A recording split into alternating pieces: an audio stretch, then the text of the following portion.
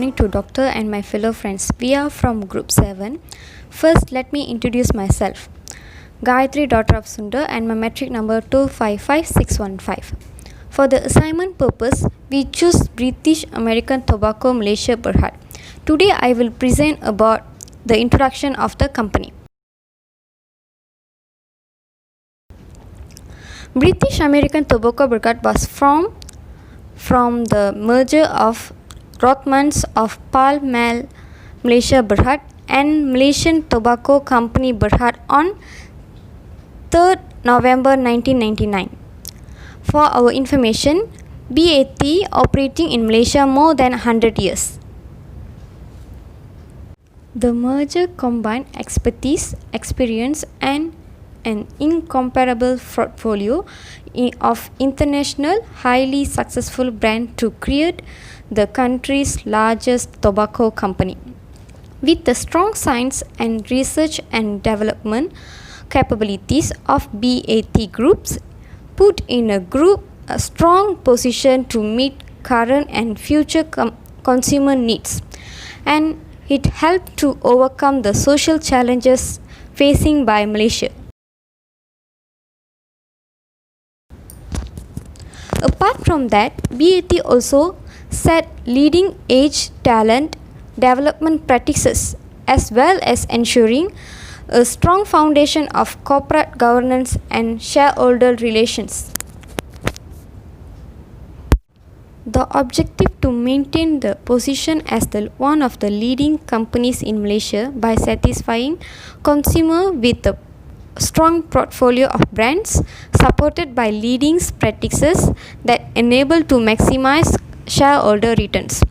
In order to meeting these goals, BAT ensures that to conduct business in a manner that not only grows the companies but also contribute to making Malaysia in a fair society where diversity is treasured, positive action required, freedom of choice is respected, and the fairness is expected.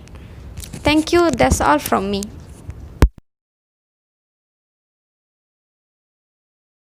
We have identified 15 different risks and have ranked them accordingly from highest impact to lowest impact. The first risk is cultural risk, whereby fatwa ruling is one of the Muslim rules that forbids them from smoking.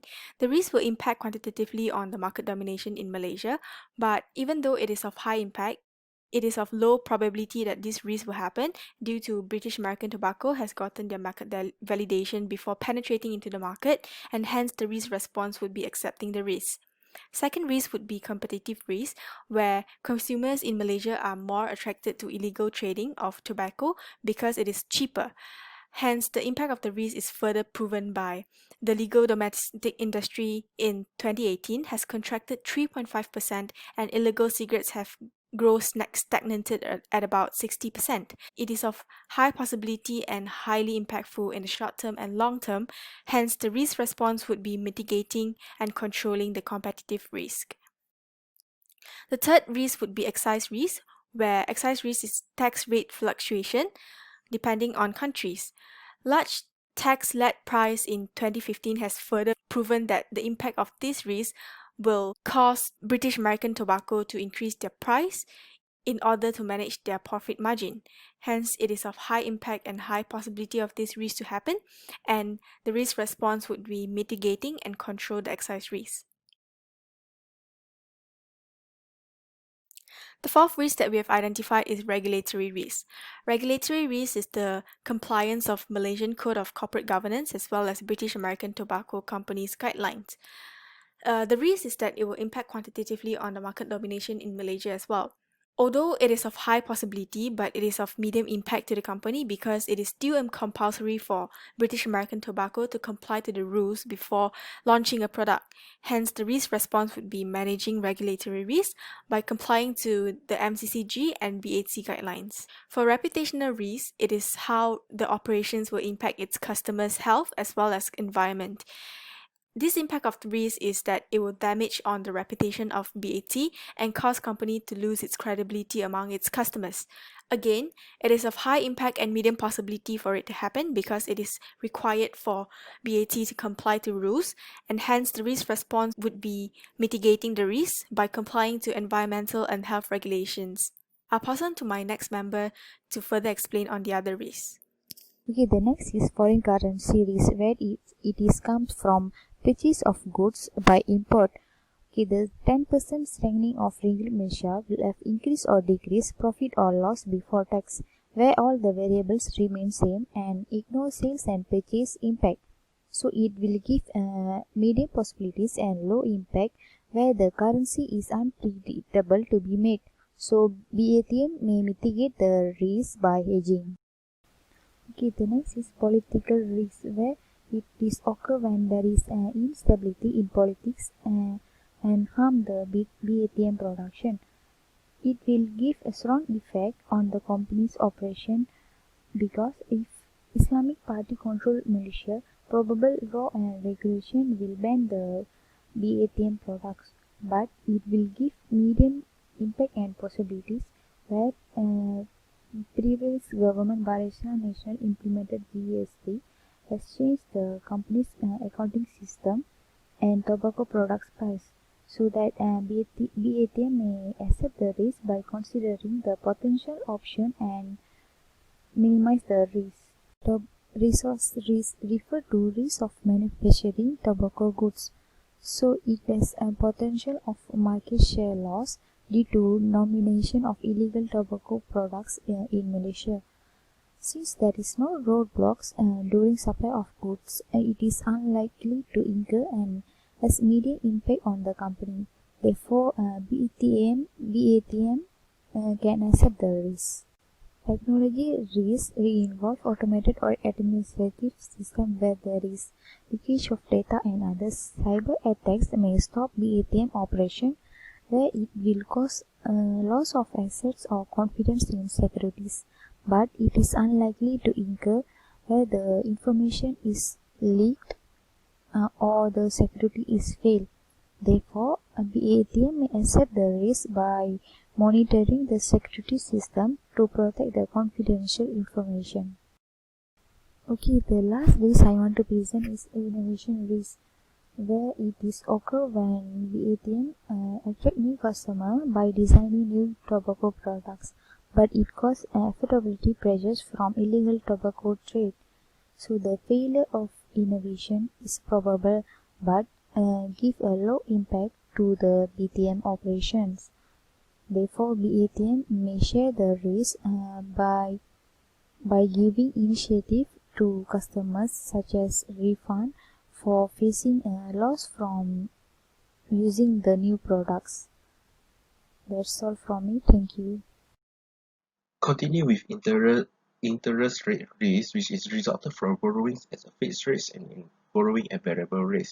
So on this risk, it will not give a huge impact to the company, as any fluctuation of the interest rate does not bring any effect of significant changes to the pre-tax profit of the group and the company.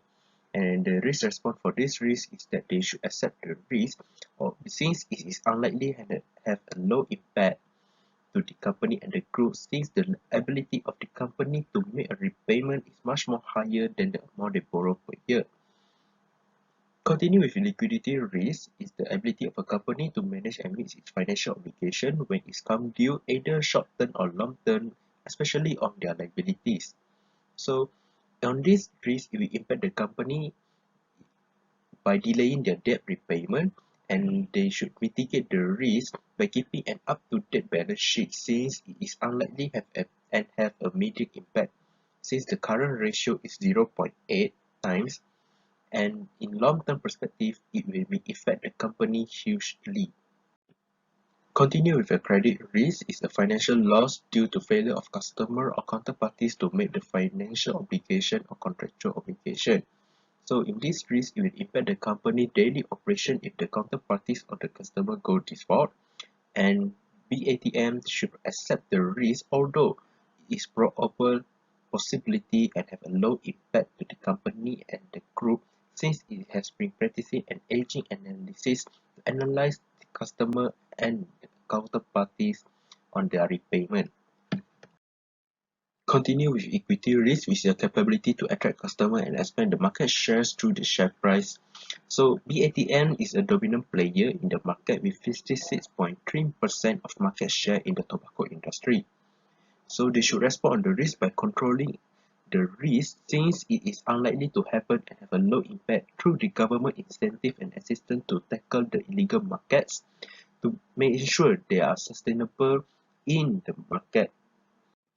Lastly is the health and safety risk, which is focused on the consumers and employee well-being. And the response to the risk is that BATM should accept the risk, since they have creating awareness to the customer and the consumer by through reputational health warnings, and any possibility of the customer to move their purchasing power to illegal cigarette is unlikely.